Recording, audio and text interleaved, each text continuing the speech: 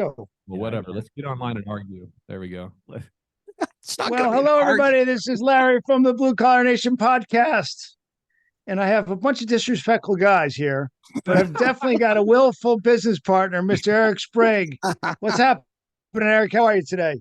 Willful. I am willful. That is true. I'm, willfully disrespectful. I'm, we're shooting this on a Thursday midday, and I coach all day Monday, Tuesday, Wednesday, like long days. So Thursday, I'm usually kind of irritated and grumpy. So I'm warning everybody right now. We get the salt. The definition says having or showing a stubborn and determined intention to do as one wants, regardless of the consequences or effects. Sometimes I find these words and they're not great, but the definitions are so attractive.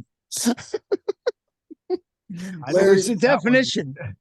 Larry, gentlemen, the last from the target very far. The last 4 or 5 podcasts, Larry's just been killing me. Been great. No, I was good. I called him captain. Captain yesterday. Yeah. That I agree with. That might not come out for a couple of weeks, so people don't know what we're talking about yet. Yeah. The cap. So we'll see. All right. So we have the Floodlight guys today. Head, Heart, and Boots podcast. Entrepreneurs, the amazing Chris Nordyke and Brandon Reese, experts at coaching in the restoration industry, and our colleagues, peers, and benefactors of this amazing book club episode. Hello, gentlemen. How are you? Let's get a round of applause for you. Oh, what's up, gents? I thought you were going to click a button and had a sound effect track. Yeah. I was like, audience. You know what I found out? We actually could do that, but I just never. We need. I found out this week. Hang on. The editor of this podcast takes out the claps every time. So if people are asking what we're talking about clapping for, it might be gone. You never can tell. I just realized that this week. I'm listening. I'm like, I went and investigated. It's not true. Actually, it's only been a couple times. Okay. All right. We have an inconsistent shot. My wife is the editor of this podcast. Okay. All right. Hey, I forgot to ask you guys this. Do you normally share the video of all your shows, or are you guys just the audio? We're hit or miss on that, man. Oh, okay. Well, then I'm should be better. We can. Well, no, the reason I'm asking is because I'm really digging your new background, and I don't know that people are going to see it. So over Eric's head right now, in giant, all caps letters, it says, "Nobody cares. Work harder." Is that a Cam Haines thing? Where's that from? Cam Haines. I don't know. I saw it on the internet, and I was like, oh, it's such a great reminder. So it's, part of it's for my clients, right? As we are doing our Zoom calls, I want them to setting a tone of there's accountability and work that needs to be done, right? That's for all of us. But to be honest, it's really for me. It's just a constant reminder because I'm on Zooms all day and I just see it and it's like, I got to dig in. I got to be better. I got to work harder. It's what it's for. It's for your inner bitch. Totally. It's the willfulness of his personality coming out. I don't know. Call me crazy. It's just, it's true for all of us, right? It's no bullshit. Yeah. That's true. I don't know one person who's super successful that just kind of coasts through life. Yeah. No. I worked 2 hours today. I don't know anybody. That's true. All right. Speaking of hard work, we did a killer book, Leadership and Self-Deception. Chris chose this book. Thank you, Chris, so much for putting me out of my comfort zone. Yeah. And put myself out of that old comfort zone as well. So, Chris, are you going to lead the discussion since you chose the book? I don't know if his book's falling apart. He's been using it so much. It looks like it's going to collapse. Dude, so I took it. I was in Cabo this past week, and we had... Yes, it looked like a great trip, by the way. And I left it poolside, and it's all, pumped up. But anyway. Makes it look like you read the hell out of it. Yeah, it does. I'm impressed. Yeah, like an old family Bible or something here. I would have hung in the pocket on that, actually. Yeah, so I'll open things up. All right, so Leadership and Self-Deception. I first read this book, pushing 10 years ago. And I remember it rattling my cage back then.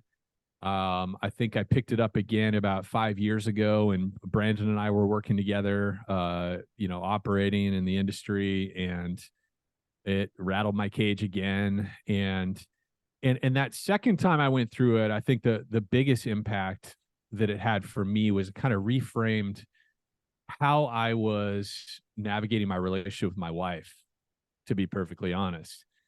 Just this idea of self-betrayal, I just found incredibly helpful. You could think about self-betrayal as like your conscience, right? Or if you're like a religious or spiritual person, maybe the Holy Spirit, right? It's this instinct inside of us to do something for another, right? And we all have these at all times, right? And even I remember talking about it on a podcast too, because to me it relates to integrity as well. It became so present for me, I guess, that I remember at our old office, we have a shared bathroom on the second floor with a few other tenants at this old office, and there's an overhead fan and light. And I remember shortly after I had reread this yet again, like maybe a year ago or something, I was closing up the office. I was the last one in the building to leave, and the lights and the fan were still on in the bathroom. Now, we don't pay for utilities in this office. It's just all whatever is part of our rent. And I just had this moment. This is a totally dumb example, but just to unpack this thing, I had this moment where I realized I should walk down the hall and turn off the light and the fan in the bathroom. I'm the last one here. Otherwise, it's just going to be on all night and whatever.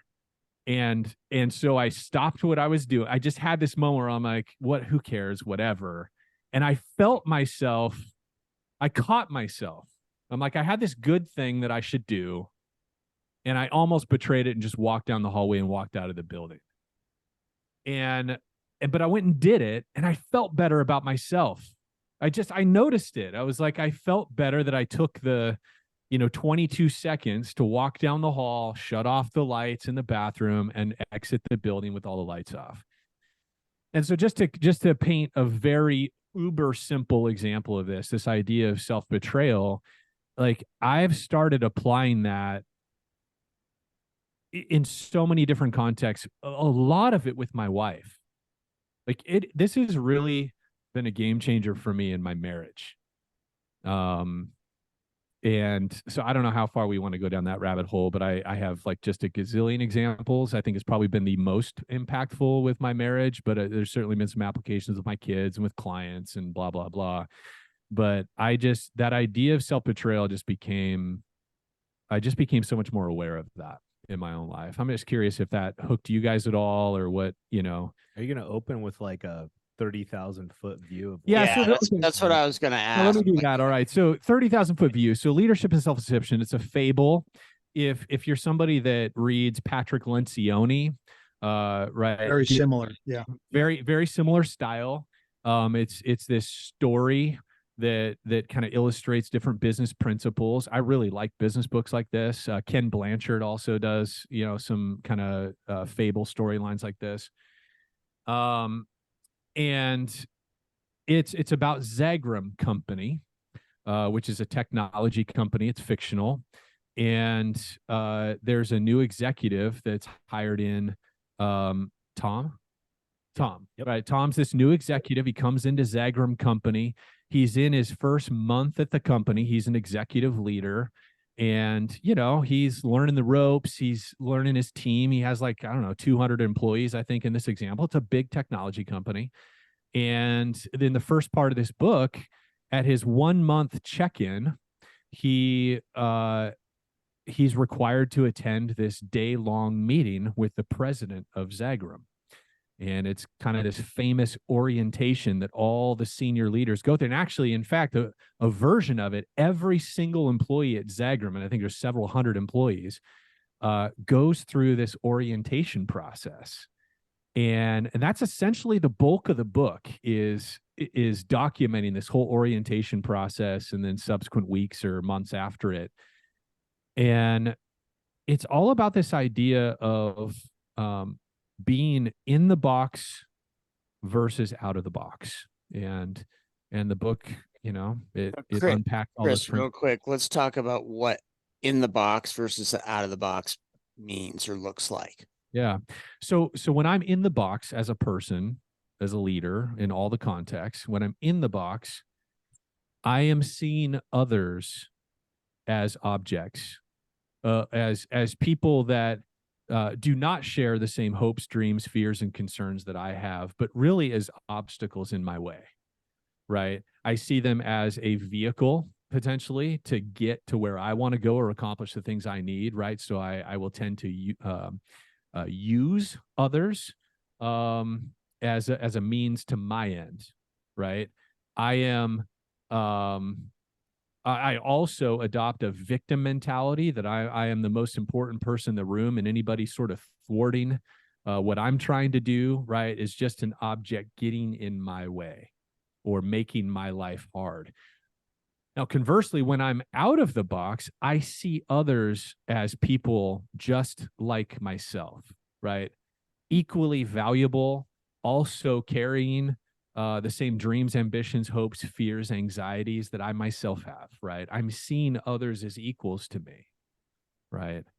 And of course, that completely changes the way I see them and the way I see myself as a person, as a leader in context to the others around me.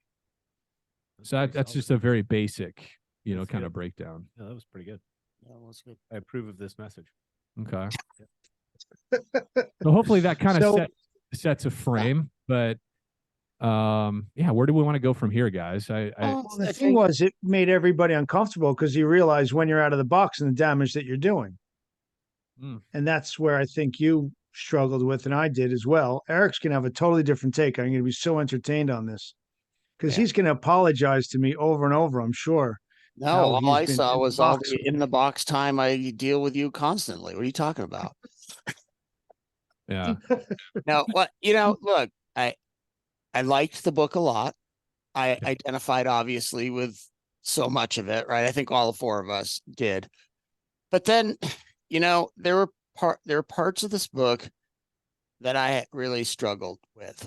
And I'm going to be the bad guy today, I guess, and be the fly in the ointment. But, so obviously I'll use an example of when I'm in the box. Like, I think you would be hard pressed to find somebody who's flown as much as I have in their life. I mean, my first job, I flew internationally 25 days a month. The whole time Larry and I were, at Shamrock for 12 years, I flew 2 days a week. I still fly a lot. So, for me, air travel is war. Okay. Has anybody ever seen Up in the Air, George Clooney? Where he's teaching the newbie, like, you don't get behind babies or old people because they slow you down at TSA, and like you always carry on. You never he had it down, right? So anybody that's listening, and like I'm literally in the box from the second I arrive at the airport. Like I was thinking as I was reading this, I'm like, oh, this is me at the airport, right? And it's like everybody's an object, everybody's in my way, everybody's slowing me down. I don't want the person who's the same size as me sitting next to me on the flight and making me uncomfortable for 5 hours, right? So that as they're coming on the plane, I just got my headphones on. I don't want to talk to anybody. Like, I'm just pissed. Yeah, no friends, no nothing. I mean, I wasn't going to put my briefcase in the middle seat like they did in the book, but I mean, I related to that. And obviously, I'm not saying that's good, but at the same time, I also see it as people have different personalities, right? Like, so the one thing I didn't like about this was it doesn't take personality into account, I didn't think very much, right? So I'll use an example. When Chris was talking about self-betrayal, what Larry would consider self-betrayal and what I would consider self-betrayal are completely two different things, right? Because I am 100% task-oriented. Like, people don't even enter my equation half the time, right? It's not that I'm trying to be in the box. I'm thinking about tasks. Where Larry's like 100% people oriented and might miss a zillion tasks in the interim, right? So I did have some issue with that because look, we're all wired. All four of us are wired differently. So, am I being in the box? I mean, this is a question. Am I in the box if I'm not trying to be in the box, but I'm just being myself? Right. Well, okay, so it's interesting. I think Bud, one of the characters in the story, right? The president at Zagram, or I think he's the president and the gal is the CEO. Yeah. Bud, I think, would say, well, yeah, that's because you've created a box for yourself. You've created an identity for yourself that I'm a task-driven person. This is just who I am. And so you have developed a self-justified, what did he call it?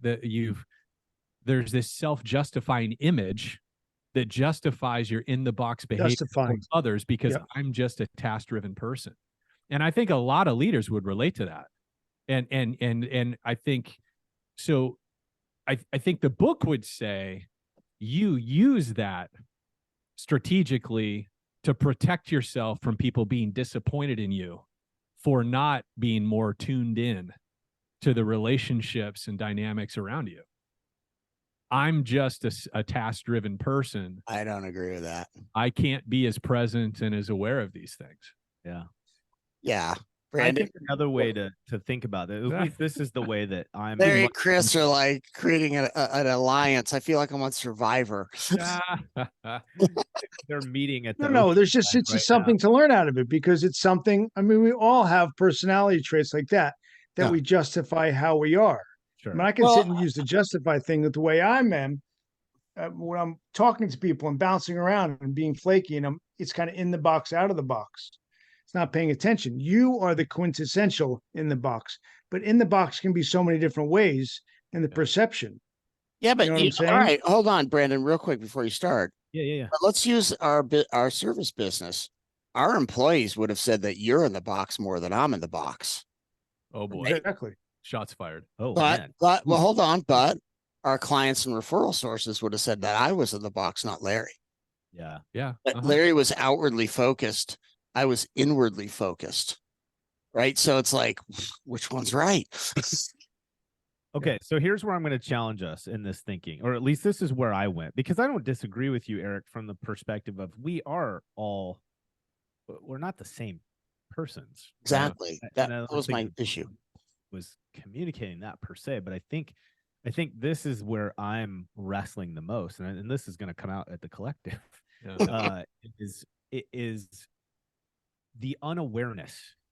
So I think what the book is really trying to talk about is that, Eric, if you're walking into a situation to interact with a specific purpose and a specific person, if you're aware of what you're communicating and how the audience is receiving it and what's fueling that, like if you know what's causing you to approach that situation from that perspective, you're probably not necessarily in the box.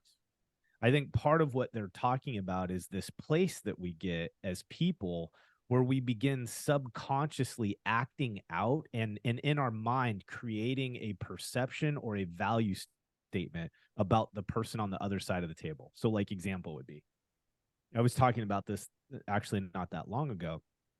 I felt myself in a moment getting really frustrated with a conversation I was having with my wife. And it's a type of conversation that happens. Like it's not one in a year. This is a fairly normal thing that kind of begins to happen. And what it is my wife has this behavior of asking a lot of questions. Like she's just a natural born curious person. But if you're not aware, it can come across as questioning what you're saying. Like, have you thought about this enough? Or, what's this way to think about it? Like you were telling me you're like judging. You're like, and then I slide into this position where I begin to, if I just go with it, if I'm sucked up in the moment, I begin making judgment statements about she's not comprehending what I'm saying. She's not paying attention. She doesn't think I know what I'm talking about, whatever. And then I can feel myself begin to get frustrated. And then now in my response, it's this chirpy kind of like, I'm going to set the tone right of, hey, don't question me. I know what the fuck I'm talking about. right? And so I'm responding out of this story that I'm creating in my head because I'm fully in the box in that moment. It's all about the way I'm judging my interaction with her from my perspective, from what I want, from what I feel, from how it affects me. And then I begin to act out of that. Whereas if I'm outside of the box, and actually it happened, where because I've read this book and we're recently going through it, I catch myself and I'm going, dude, you are literally judging the fuck out of this conversation, and you're not actually responding to the questions she's asking. You've got this whole other thing you're responding in. Boom, I walked out of the box, Eric, and immediately began to answer differently, slow down the pace of my voice, slow my reaction down, and it fixed that interaction, which normally would have kind of kept spinning out, where we both just stop talking and I go on and do something. She goes on and does something. You know what I mean? So it's not like, no, I do. I wasn't even valuing necessarily anything there. It was just this fact I wasn't responding subconsciously. Like I was aware, and I changed what I was saying and how I was posturing because I wanted a different outcome. Like I began to do something to get what I wanted versus it being a byproduct of my subconscious behavior. Mm-hmm. Does that make sense? Mm-hmm. I think so. Did I win you? Yeah. I'm just trying to win you, Eric. Well, no. Look, I agreed with most of the book, right? Like the book is spot on. My only issue was, I think personality comes into it. Like I don't like, Chris, what you had said to me about, I'm justifying my behavior or whatever, which I may be, but then that takes all personality tests and makes them bogus, right? So like if I go take a Myers-Briggs or a DISC or whatever, and it tells me basically the same thing in a different language every time, like you're very task-oriented, look, I'll be the first to admit, I miss lots of social clues that you guys would pick up on. Like I don't even see them. They're just right over my head, right? And like, I tried very hard at our service company to really take a lot of the in-house, right? Because that's who I dealt with mostly. Like, I mean, that's why Larry and I are so passionate about DISC, because I needed that tool to not view everybody like a chess piece. And like I had to figure out and learn how to interact with everybody so that they could feel as comfortable and productive and appreciated as possible, which I think a lot of this book talks about. Yeah. But I guess my issue was like DISC. I always use DISC because that's what I know, right? Like my team knew how I was wired, and we'd have conversations about, this is how you're wired and this is how I'm wired. And like, hey, if you see me not appreciating you, say something, because and I know that I'm not wired to do that, right? Like if you need a moment, and like that openness that we had, it changed our entire service business. I guess I was getting frustrated in the book because I didn't feel like they were addressing any of that. And I think that's important. I can kind of feel that. I mean, I think the fact that that example that you just gave, though, I think is you being absolutely out of the box. Yeah. Right. Because you're thinking about it. You're communicating about it. You know what can fuel people's perception of your behavior. And so you're actively engaging it. That, I mean, to me, that's crushing it. You're outside of the box 100% in that kind of posture. But I get what you're saying. Yeah. Yeah. I mean, I think, what did you think of that example when Tom Callum, he goes in to use that conference room, and the gal, I can't remember her name, it had erased his notes from a little strategy time that he had done previously, and he kind of flipped out. I thought it was very presumptuous for him to think that the meeting, the common area room was his, to be honest. Yeah, I was thinking that too. He was like, yeah, isn't that something to share? Yeah. But he wasn't that way. He was in the box all the time. Yeah. See, but hold on, time out. Larry, I'm going to pick on you. That's something that would have snapped you at our company.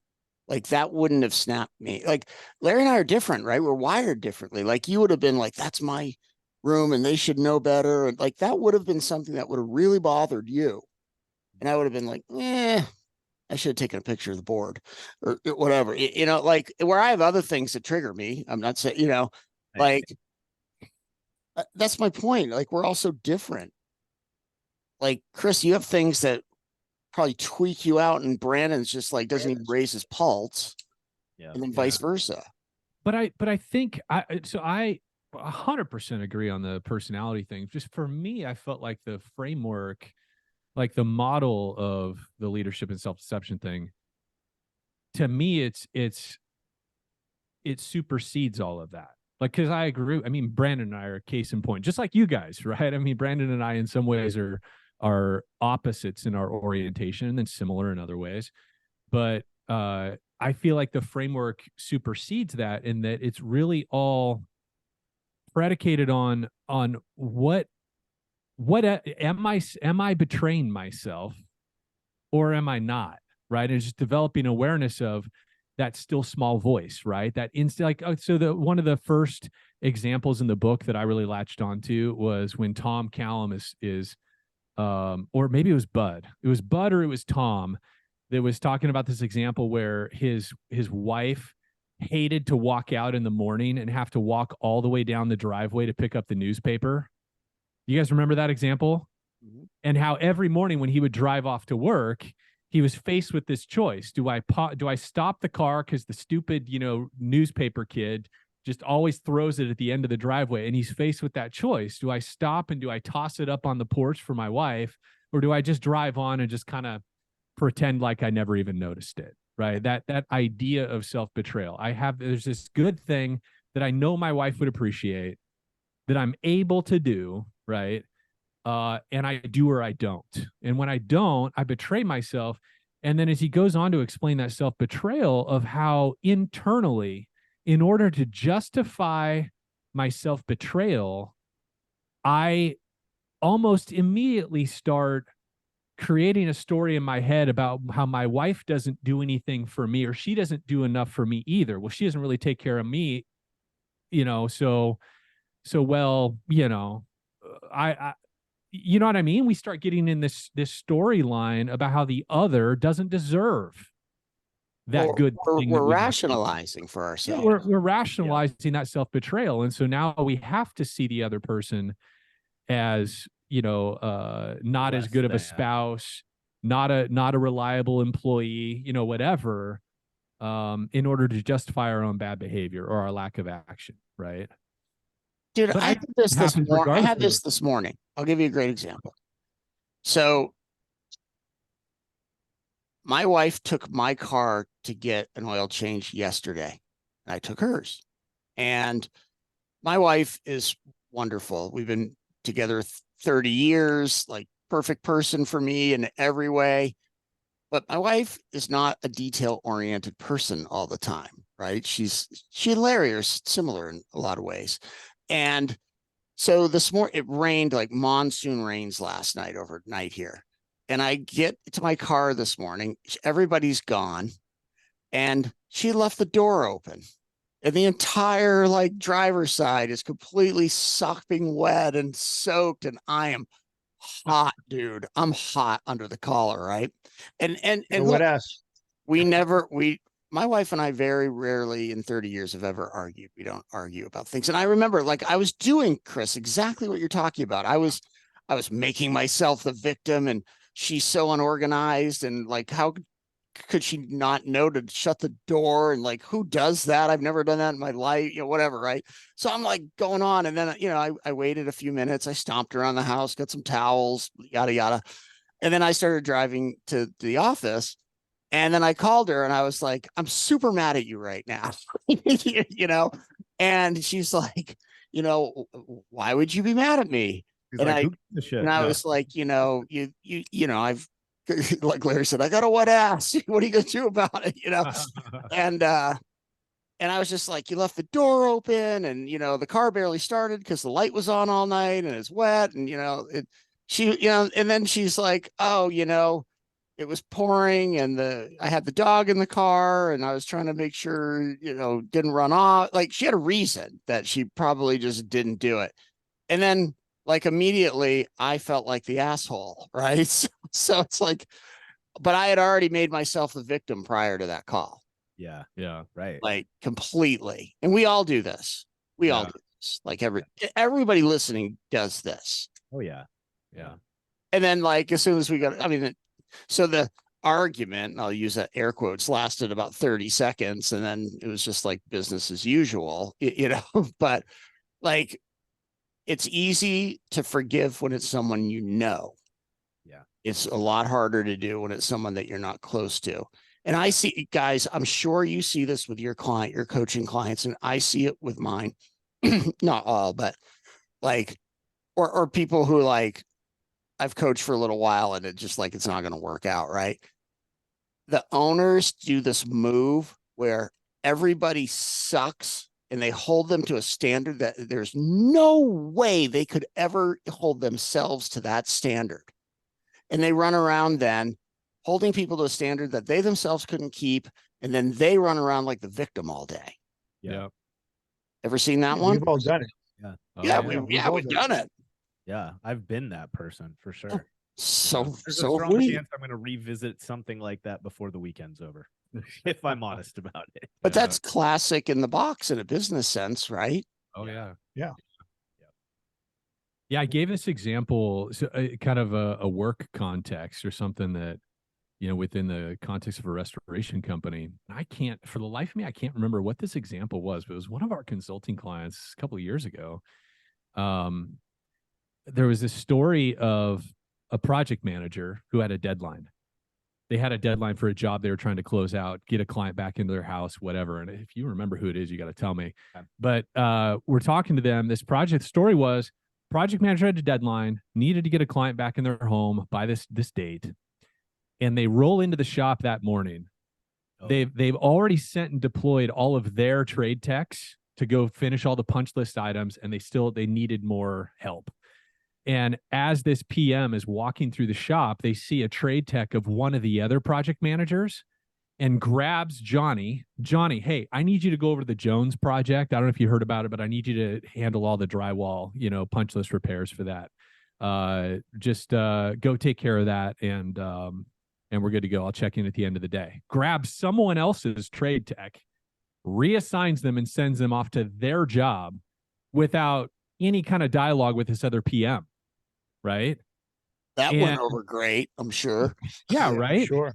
But it's this idea of, like, we talk about it too. We use core values index, similar to DISC and all the other things. And I was explaining, I've often talked about this relative to the driver, the builder kind of persona, right? Where builders and drivers have a high capacity for putting the blinders on and being very task oriented and task driven, right? They're the get shit done people. Right. And they can, and one of the problems is they can easily get into the box where they start to see everybody that gets in the way of that task completion as an object, right? That they either have to walk over, push aside, right? Utilize to get what they need done, right? And it's very easy when they're in that state in the box, right? To see others as just simply means to an end, right? Widgets to move around to accomplish tools, right? And lose track of the personal relationships, right? In that dynamic. So I think all of us can do that, but I think in particular, people that are oriented as drivers, like you described, very task oriented, I think it's maybe they have a higher propensity, right, to fall into the box just because of their orientation, like you talked about. But that's just one example of that in the box behavior. We at work, we can become so objective driven, right, that unknowingly we start to see people as less than human, right, and more means to an end. So okay, so I've got a thought here, a challenge, Larry, and I actually want to point this at you. First, you're quiet, and second, I think that we've talked about, you're closer in kind of Chris's kind of wheelhouse, if you will. Yeah. So here's something that I feel like I see. Okay, going back to your comment about the driver. Of course, I fall in that category, so I immediately got offended. So from this, the way I see this sometimes is, okay, for that driver, task-oriented personality, our slip can be you're in the way. So when we objectify somebody, it's normally because I've thought about this internally for 3 weeks already. I have a plan, a strategy. I've already taken the first step in my mind. I haven't talked to anybody about it, of course. And then when I start to execute, I've got 3 weeks of like momentum already built. And then everyone else around me is basically an object, a tool, or a resource to either get in line with me and help me achieve this or get in my way and get the fuck out, right? Okay. Sounds familiar. Yeah. I buy that, right? I agree that Chris's assessment is fair. But I think, okay, here's the balance to that. I think the difference is that my more what are you going to call jovial relationally in quotes, because I think this is where Did you call me jovial or juvenile? No, jovial. Oh, I don't even jovial. know if that's a good word. Or I'm gonna have to jovial. Larry to come up with. Yeah, I think jovial might be the word. Jovial. Okay. So anyway, he's got a point. Keep going. Yeah, so hang with me. My blue collar speech here. So what I see happen though is for a guy like Chris, he's no less self-centered in the pursuit, but what he thinks he's doing, and I'm not judging right now. How dare you? But what he perceives is happening is that he's being graceful about the other person. And the reality of it is he's looking at them specifically through the eyes of how it affects him. Oh, yeah. So I'm driving a task and using you to get there. He's using you to feel good about himself. Yeah, okay. There's two ways to use people. You can cajole people, would be more my instinct. Right. And you can command people and you can force, you can persuade people, you can manipulate, not manipulate, you can manipulate two different angles. Oh, God, yeah. I'm just like hunting for words today. But yeah, it's so true. What Brandon's saying is absolutely true. Like when I'm in the box, my behavior is really no different. The expression of it looks and sounds different, but the problem is the same. Yeah. So where do you see yourself, Larry? Well, see, no, this comes back to the personality types playing into it, because I'll, be in the box, but I get more aggressive and less unaware. When you guys, your D's are in the box, you're more aware and you're more directive. When I take the bad attributes of the D. So when I'm doing well out of the box, it's similar to just what Chris was saying. I want to feel good about myself, what I'm doing. I want to make other people feel good as I'm doing it. I'm still struggling to get accomplished, just like you guys are, but I'm going a different way about it. If you have like an S that's more sensitive, there's going to be a passive aggressive approach. And you got to be able to navigate that and understand those as well.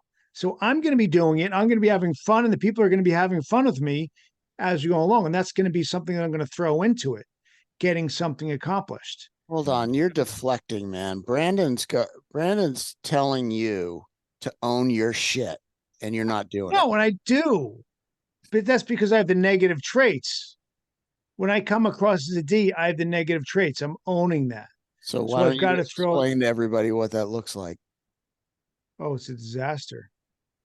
Because I go in there, start bullying everybody around. I mean, the D attributes are no good, and I start getting angry and crapping on everybody and not being productive, and it's not good.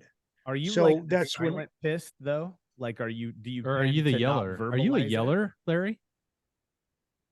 Yeah, I can be. When I'm not in a good place, that D comes roaring out. All the negative attributes. Larry's move is to interrogate people.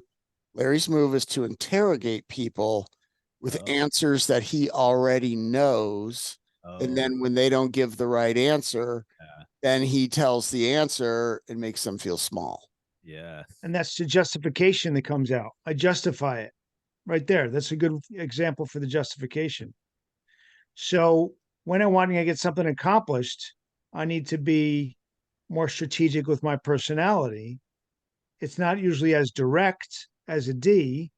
We'll get there and have different ways of getting there. Sometimes it's better, sometimes it's worse, based on, if you get a high C that's concerned about every single detail, that's going to alienate a lot of people. All of us, I would expect, because we're not going to cross every T and dot every I. I mean, Eric's more C, obviously, than I am, but we just scared him away. Look at that. Steve Brandon thinks he's so full of shit, he just left.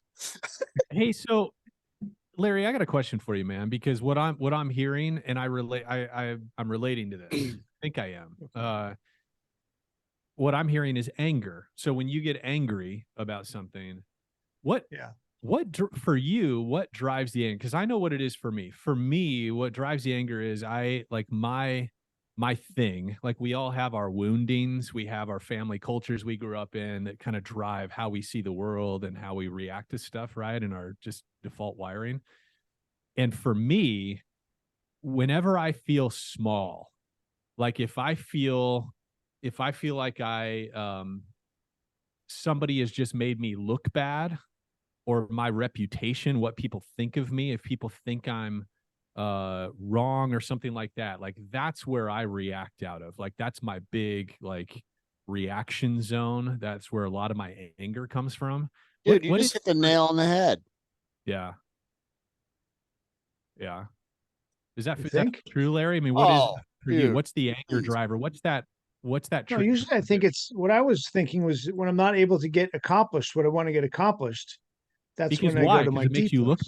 bad, or you're why is the accomplishment Maybe you angry? because you just want to get done what you want to get done. Larry, And maybe I'm you're not sorry, getting things man. accomplished. You're Eric's not going to gonna- jump in here No, and hold put on. his saxophone on. Go I ahead. have to because that's not true. Appreciate it. And Thank you, Chris. maybe you don't recognize it. Like at Shamrock, when you would flip the fuck out, it was always when something went wrong and you looked bad for a referral source or you looked bad in front of a customer. And you even said that's when you would go off the rails and start showing up at jobs and trying to tell people what to do. That was all in reaction to somebody Yeah. Oh, that's true. complained. Like, Yeah. I don't agree with you with like, I got to get shit done. I mean, obviously you're a hardworking person and you're wanting to get shit done. I mean, I'm with you 100% on that. But when you would, whatever, in the box or misbehave or whatever, it was almost, at least from my perspective, always when you looked bad. Yeah, that's true. Because I Yep, would really look, because I'd have to call up my guy and be like, my guy screwed up. I'm sorry. Yeah. After I promised that everything would go great. Yeah. You know. Yeah, I relate to that, man. Yep. That's me. And that's me in the box. That's a classic theme is, and of course in part of that, when I'm in that, I'm the victim. I'm the victim of these circumstances and my team. My team is Totally. Yeah. the No. victim, Yeah. You're hitting it on the head, right? and I start the stories that start to form in my head, especially if this has happened before. And of course, everything in a restoration company happens repeatedly. There are no perfect there's no perfect service delivery over time, right? It's like, so there's certain things that just happen over and over in a restoration company. And of course that I'd spin out, oh, so and so did it again. They never, right? Like I start villainizing the people that have caused this problem for me, which of course is just a form of me objectifying them. They're not like me anymore. No, they screwed up. I'm the victim here. They're just, you know what I mean? In my head, Yeah, they can't do it like me. They're not doing it as good as I would do it. Yeah, yeah. And I think that the other thing too I've noticed that I do in my response to that stuff, because I relate to that. I'd go to the job site. I'd go straight to, I got to figure this out. I'd go into like cleanup mode and problem solving mode. But when I'm doing that, I don't remember what I was going to say. Shit, I just totally had a brain fart. But I realized just how much I like how much I actually exaggerate the thing that person did or didn't do, right? Just how much it, like in my own head, in my stories, it amplifies the thing that actually happened. You know what I mean? And how much worse it makes it when I'm in the box. Yeah. But in the A little bit moment, of drama. oh man, Yeah. I'm just in total reaction mode. Kind of like Tom when they erased the stuff on his board. It's just like all I can think about is rescuing my reputation. It's all about me when I'm in the box. Yeah, just like everybody else. 100%. In your own perception. Yeah. 100%. So here's Well, something that that's a stuff person real quick, Brandon, I'm sorry, but Yeah, yeah. you know, Chris, like, see, this is kind of what I was talking about. That's a personality style, right? That you're very worried about your reputation, where, like, I mean, look, everybody wants their reputation to be good, but Yeah, sure. like, you know, if somebody complained about me, I'd be like, yeah, fuck them, whatever. And I just move on and like keep doing what I'm doing, where like maybe you or Larry would like really take that to heart. Yeah. And I guess, you know, that's the thing. That's the thing that makes this so hard. It's like I see the in the box, out of the box, right? But I still don't fully clearly see how we take our personalities out of that. So And maybe You we don't don't. have to. well, and Yeah. maybe, yeah, I think it's just part of the equation.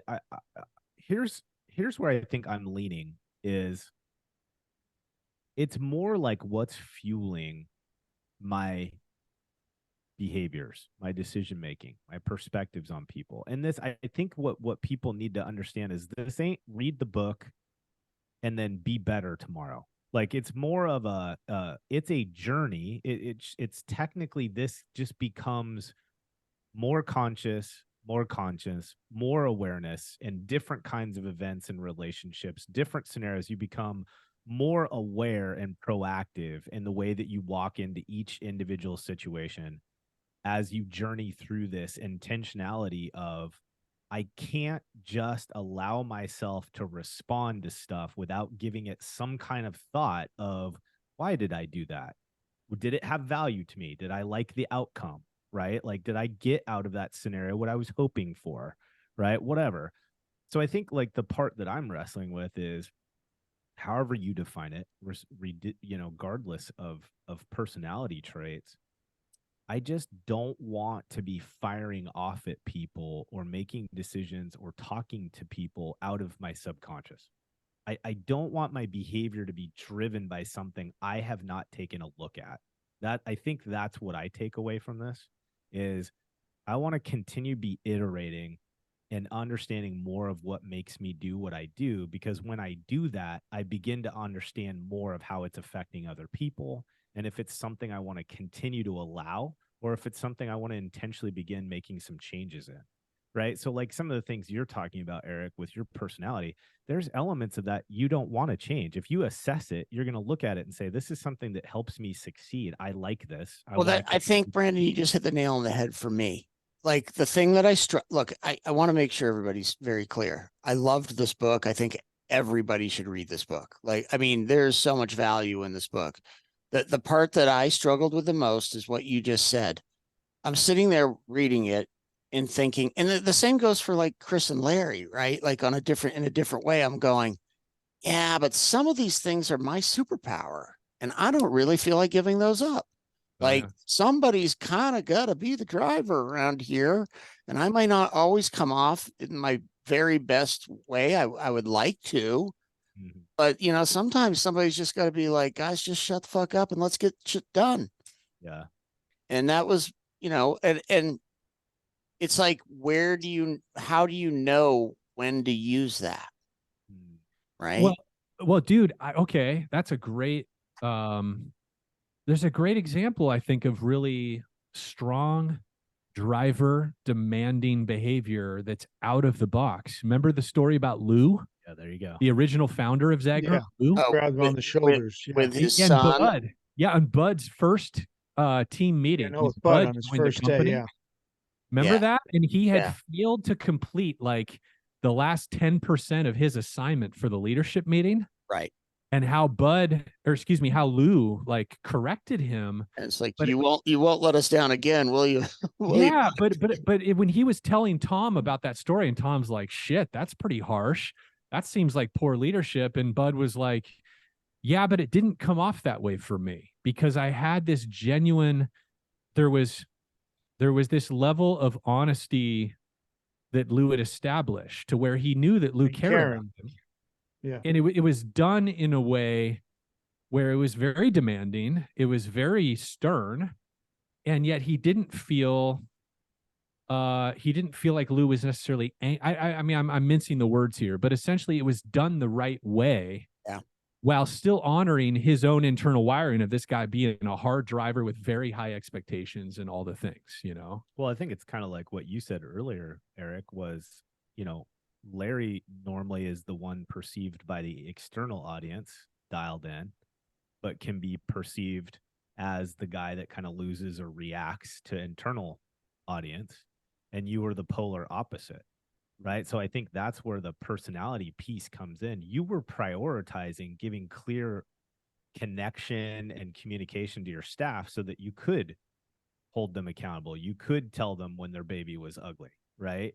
Well, And, yeah, but I you mean, weren't I looked willing at it to this do way, that. Brandon. I think one of the things that I did right, look, I did a lot wrong, right? We all do. One of the things I did right was I learned that I had to build lots of social capital with all of them. And the more social capital I had when I needed to drive, I knew I cared about them. And I could drive, and I would literally say, like, look, I'm going to be a motherfucker right now because we need to get something done. But they already knew that I loved them. Yeah, right. Right. So all of a sudden, and I'm telling them, like, I'm going to be difficult for the next 10 minutes. Yeah. Right. And they're like, okay, well, Eric's usually not to me, you know, and then it made it okay. Where Larry, all of his energy was external. Right. So the same care and social capital to him went to clients and referral sources. So if he tried to say the same thing to one of our team members that I did, it fell flat because he didn't have all the time in. That was totally unfair to Larry. Right. Because how's he supposed to do that? His job didn't require him to spend that much time. I relate to that so much, man. I think Brandon and I had a very similar dynamic. Oh yeah. Yeah. I mean, and I think maybe a ton of people listening to this will relate between that external facing sales persona leader, right?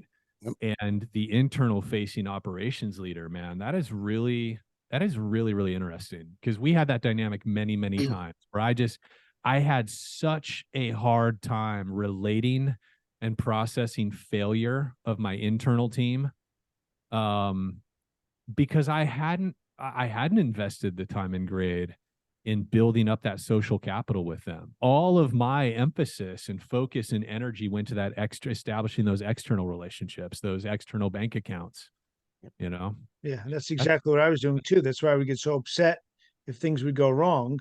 I didn't care.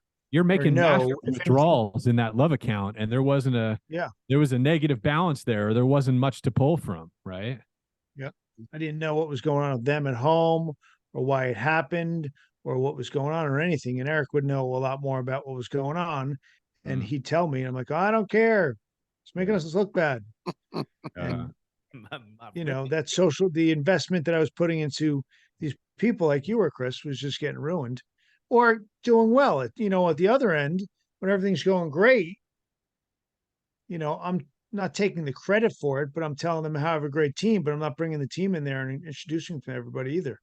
Yeah. Well, I think too, Larry, the instability of it for them, right? So when things are going smooth, you're in the morning huddle and you're hugging people and high-fiving them. And then now all of a sudden you're wigging on them, right? And now they're going like, I can't trust this guy. Like, I don't know which guy I'm getting on any given day.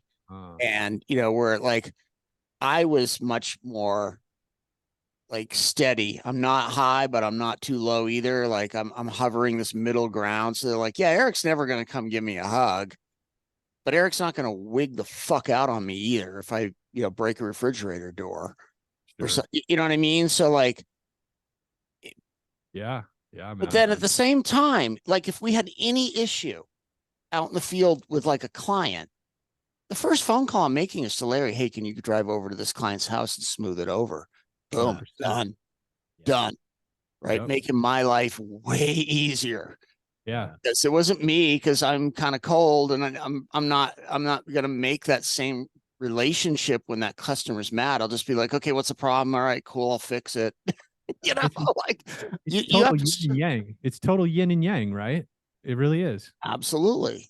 And I'm sure it's the same for you guys. Like if the two of you were running, you know, owning a restoration business right now, that's what you guys would do. Probably the same. Brandon would call and say, Chris, we got a problem. Go smooth it over. Go make good. Yeah, 100%. I mean, we still do a form of that constantly, as I know you guys do too, right? Yeah. Yeah, Yep. yep, totally. I don't want to tell them no. You tell them no because you're going to do it nicely. Well, so guys, I have to be really honest here. I feel like we need to land the plane, one, because I have a 1 o'clock and I imagine you guys do too. So do But I. also, I have to pee so bad. I literally in my mind was thinking, What I this need is one of for those. right here. I need I one of can't those do that. trucker bottles. I need one of those trucker bottles underneath the desk here because I'm like, oh my gosh, there's no way to pause our One Zoom. time we were on a podcast and Larry's infamous for doing what you just said. And one time I could hear it through my headphones. And I'm like, I'm sitting there going, I hope the guests can't hear this. Like, I really hope the Oh guests my That is goodness. hear amazing. this. That is the best. I can honestly say I have never done that on a Zoom call or a podcast yet. But the fact that you pulled it off makes me think Impressive. if I have to, Yeah. you know, Just But you can't do it with somebody sitting next to you. Then that's really awkward. I mean, it doesn't make a difference who it is. It's weird. oh my goodness. All right. Certainly So let awkward. Chris, let's talk about landing the plane. Like, so, Yeah. all right, we had a great conversation today, and obviously I think we all agree it's great. And Yeah. some of us think, I mean, I think we all think a little bit differently of it, but like, how would somebody implement this? I think Yeah. that's the question, right? I do have a thought here, and I'll give a practical marriage example that you could apply to just any aspect of your life with your employees, with your leadership team, with your kids, whatever. Brandon's heard this one a bunch of times. So here's the deal. One of the issues that my wife and I have, because my wife and I have had many arguments over 21 years. Eric, I don't know how you've pulled that off, but we still love each other very much. But you know, there's been strife. One of the things is I am by nature not a detail guy. I'm not a tidy guy. If I lived alone, I would hire a housekeeper because I'm not one of those dudes that cleans his house every day before he goes to sleep and puts his shoes in the same spot every day. I'm just like not a tidy person. My wife is actually very tidy. And so one of the issues literally since we first got married is my tendency would be to leave dishes in the sink until the sink is full. And then you load the dishwasher all in one fell swoop. So it would not be uncommon for me early in our marriage for me to just let dishes sit in the sink for 2 or 3 days and then finally load the dishwasher, run the dishwasher. It drives my wife nuts. And still to this day, that's like a love language for her. In fact, it's like foreplay, if I'm really honest. Like when she catches me emptying the sink and loading the dishwasher, like it does something for her, right? So anyways. On tonight. So like 5 years ago when I read this was one of the connections I made. I'm like, look, one of those instincts that I have where I constantly betray myself for many, many, many years is that I'll walk right past the, counter covered with dishes in the sink. And I'm just like, I don't give a shit. Because I really don't internally. But I know my wife does. And when I read this book, I'm like, oh shit. It's like the newspaper on the front of the driveway. It's that thing, except worse, bigger deal for my wife. And so I finally got to the point where I made that connection. I realized that was one of the self-betrayals that I was constantly, and I started to connect it with all of my judgmental stories toward my wife. Like a lot of the other issues in our marriage are things that were issues for me. When I would walk past the sink full of dishes, subsequently, I would justify that decision by making myself a victim. Well, she doesn't do this for me, and she doesn't do that, and she's not conscious of this. She's not intentional about these things with me. So, I guess serves her right. Now, of course, I would never say that out loud. I would never say that to her. You know what I mean? But this is the self-justifying language in my head that I started to notice. And you can't unnotice. That's what I think the benefit of these kind of books is, that you can't unread this stuff. You know what I mean? And so for me, when I finally made that connection, it was a transformational moment in my marriage, because I started to realize what I was doing in my head when I'd walk past those dishes. Not only was I missing an opportunity to love my wife, right, to do something that mattered to her, but I was also betraying myself, and it was stirring up all of these self-justifying stories and messages in my head towards my wife that amplified the negative attributes of my wife, because we all have, our partners all have negative attributes just like we do, right? And I found myself, I would amplify those things. I had these always and never stories that would spool up and then cause me to behave even more poorly towards my wife, in other contexts, right? Until finally I realized how fucked up my attitude and my mindset was toward her. And then I realized what was going on. But so for me now, it's pretty rare that I walk past the sink if there's dishes in it. Not necessarily because I'm trying to earn brownie points with my wife, although I'm conscious of the brownie points it earns, but it's because of this knowledge now, right? So I think my advice for people, or a call to action I would have, is for people to just start to maybe try and notice, right, where you might be betraying yourself, where you have this instinct of, hey, I really should just pick up the newspaper in the driveway and put it on the front step for my spouse or whatever. Or, hey, I really probably ought to just load the dishwasher because I know how much it means to my spouse, et cetera, et cetera, et cetera, et cetera. What is that for you at work? I think we all can think of examples where we're pushing off a task, or we're flaking out on a certain task or deliverable or something that we can kind of get away with, but we know we ought to do it, right? There's any number of examples that I could give on the work side too, but yeah, I think if we all did that, we were more conscious of those things, we would have a better life, right? Our leadership would improve, right? Probably most. This pattern is something. Once you're aware of the pattern, you could recognize the pattern in your head. Because when I was reading, I'm like, oh my gosh, look at this and this and this. And I was just lining them up. And I was like, okay, cool. I got to figure these patterns out. And that's when you have to own them and be willing to make a difference. Just like you walking by the dishwasher. Yeah. Or foreplay analogy, you were like maybe looking for attention or something. Well, I just figured that might be motivational for me to share that part of the story for everybody's like, listening, I'm right? getting the book. That's all I know. Yeah, exactly. Yeah, well, I mean, I can relate to that, Chris, and I won't take too long on this, but I had the same dishwasher moment in a way, like in a work context. So I used to go and check on jobs, right? So, when I'd go show up at a job, everybody would clamp up because I'd be like, why are we behind? Why you should have been 2 hours ahead of where you're at right? Like I never said, hey, like, hey, awesome. Like early on, it was never like, there could be 100 things that were awesome, but I was always looking at the clock and like what time are we finishing this so we can get to the next one, right? So then when I would get on site, everybody would clamp up because they knew what was coming, and they would already like be just like, they wouldn't tell me why we're behind, right? So we started learning DISC, which I think is a lot like this in many ways, right? And I think they complement each other, honestly. Yeah. But, so finally, through the DISC in our self-awareness as a team, because we all did it together, I started saying, guys, look, I know I bust your balls when I get on site. Like, we're going to have a thing where you guys do the timeout sign. So if I come in and I start going like, why are we behind? And, you have the full right. I don't care if you've been here 3 days to throw me the tea and explain what's going on. Right. So that was my way of trying to get out of the box. That's awesome, dude. I love that. And I would do it. And then all of a sudden, even like Larry was saying, like my most technician who hates conflict would like put the tea up. Right.